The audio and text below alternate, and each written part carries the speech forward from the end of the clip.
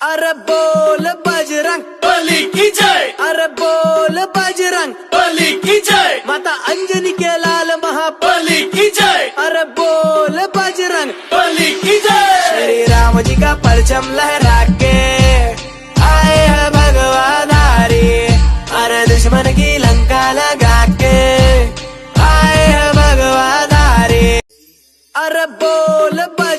Sir क्या कहेंगे जो है बदलापुर की घटना जो घटित फिर घटना है, ये करीब एक सप्ताह बीत चुके हैं। आरोपी को जो है पुलिस ने अटक भी कर लिया है।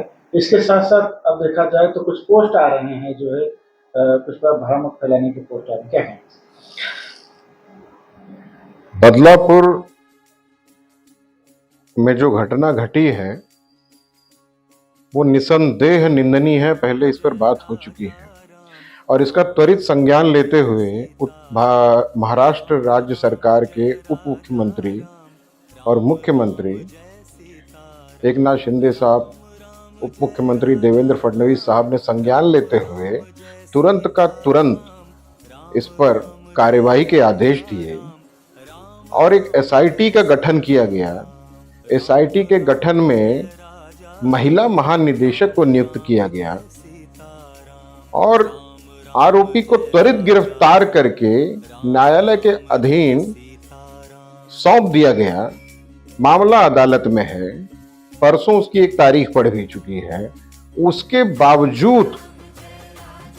बावजूद भी जो महायुति की सरकार है वो भ्रामक प्रचार प्रसार में लगी हुई है। इसके पहले तो ठीक है, विपक्ष में होने के नाते आपने जो हंगामा खड़ा किया, हमारे त्वरित संज्ञान लेने के बाद भी, तुरंत कार्रवाई करने के बाद भी आपने उपद्रव मचाया।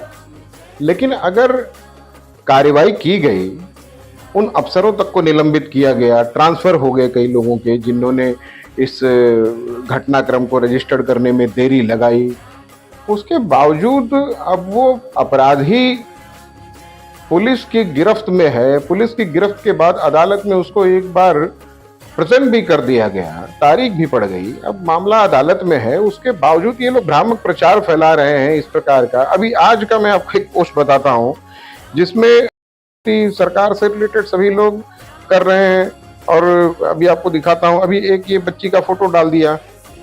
अब इसमें लिखा हुआ है की बदलापूर येथे अत्याचार झालेला आहे, चुमकुलीचं निधन झाला। अरे फुकट कसली गरज आहे तुम्हाला? हे सगळं फुकट तर तुमचं काम चालू है।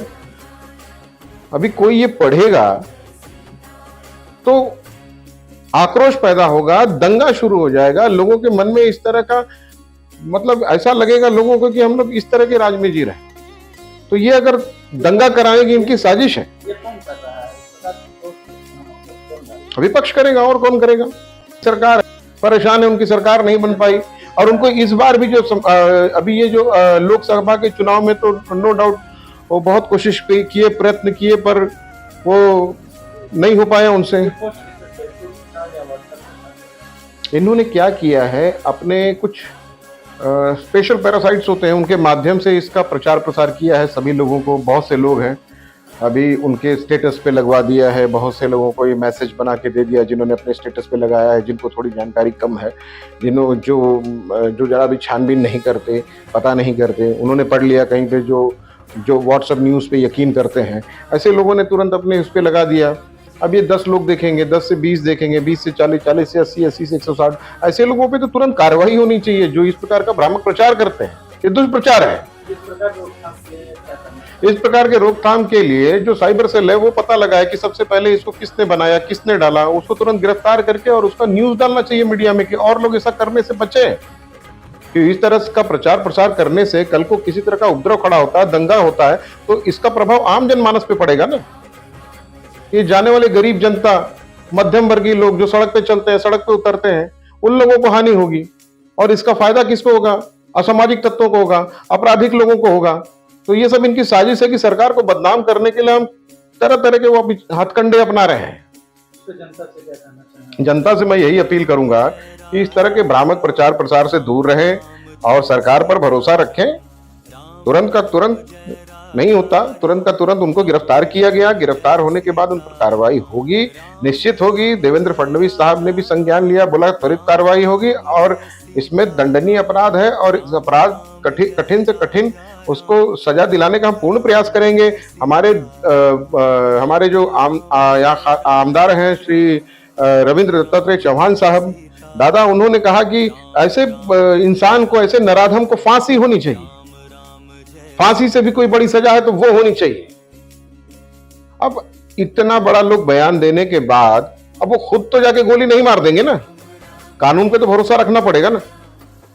तो थोड़ा सा लोगों को धैर्य रखना चाहिए और थोड़ा इन सब की खबरों से बचना चाहिए। अगर आप अपराधी कानून की गिरफ्त में है, कानून पे भरोसा रखें, कानून को अपने हाथ में न लें, इससे बुरा प्रभाव होगा। एक सिस्टम है, सिस्टम के अंतर्गत सारे कार्य होते हैं। अपने सिस्टम पे भरोसा करिए, भारत के लॉ पे भरोसा करिए, जरूर इसका कुछ ना कुछ अच्छा परिणाम निकलेगा और भविष्य में जाकर इस तरह की घटनाओं पे रोक लगाने की, आगे और भी घटनाओं पे रोक लग सके तो और भी ठोस कदम उठाए जाएंगे।